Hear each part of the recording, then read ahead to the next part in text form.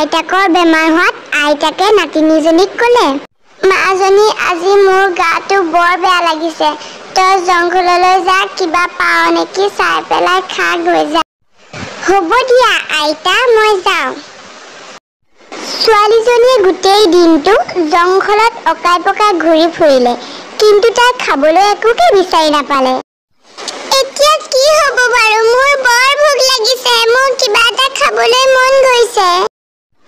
অৱশেষত তাইৰ ওচৰলৈ এজনী পৰী আহিলে। তুমি কোন হয়? তুমি ইয়ালৈ কিয় আহিছা? তোমাৰ পাখি আছে দেখোন। তুমি মোক চিনি নাপাবা কণমানি, কিন্তু তোমাক মই ভালদৰে চিনি পাওঁ। মই হলো পৰী। তুমি কিয় ইয়াত দুখ মনেৰে আছা, কোৱাচোন বাৰু মোক কথাটো।